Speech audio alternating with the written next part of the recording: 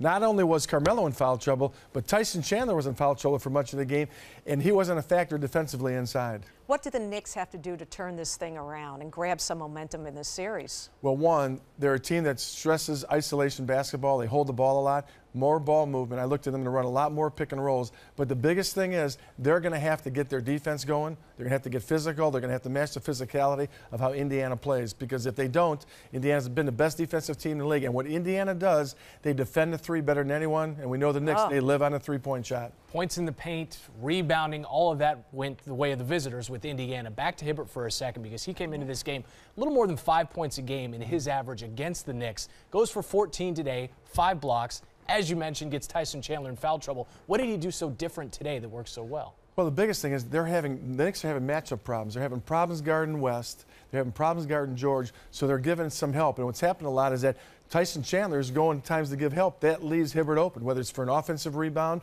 or off a draw and kick situation. He's got that little jump hook. So he's getting open because Tyson Chandler is trying to help their defense so much, and they're using him up defensively, and it's giving Hibbert some open opportunities. You know, after the series against Boston, you know, Carmelo Anthony, the whole shoulder situation, he didn't look like he had it together in this game. What can the Knicks do to maybe not, I don't know, make Carmelo the focal point as they continue to do? Is there anything else they can do to generate some offense that maybe not all comes from Anthony, which is the age-old question of the Knicks? Well, Felton has been good for him. He's helped a lot. But what I could see them doing is not using him as a decoy, but using him to set pick and rolls. Okay. So his guy's got to help out on the pick and roll on Felton. And if his guy helps out, now they can pop him back. He can get more open opportunities. What's happening right now, the best way to stop a good offensive player is make him guard defensively. And so what they're doing is they're wearing him down in the post, having to guard West, on the perimeter, chasing George all around. So he's exerting so much energy at the defensive end. So somehow they might have to change their lineup, maybe go a little bit bigger, slide him over to the three, and try to let him post up George and use the reverse psychology against Indiana. This is the 7th postseason meeting between these two, and Larry Johnson's not walking through that door.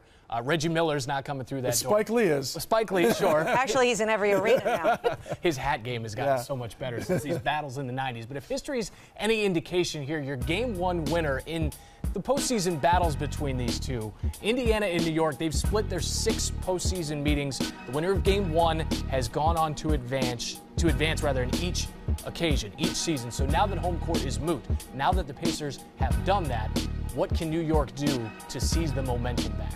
Well, you have to understand that the series always boils down to winning one game on the road. You've got, whether you're the home team and you have home court, or whether you're the road team, I believe that you have to win one road game. So right now what the Knicks have to do is they have to find a way to win a road game.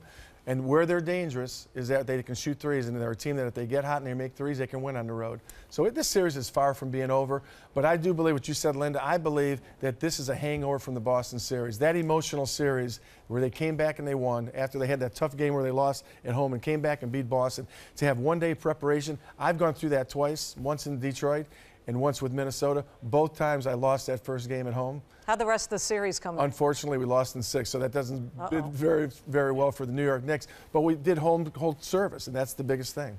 For a young Pacers team like this, what does winning Game 1 on the road do to their mentality? Well, they gained a lot of confidence, but they gained that a year ago because how they played so well. They gained that a year ago.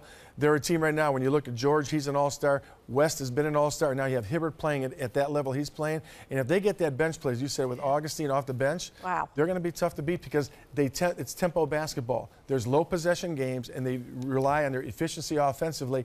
And defensively, they're just like who we saw last night, the Chicago Bulls. They're gritty, and they get after you.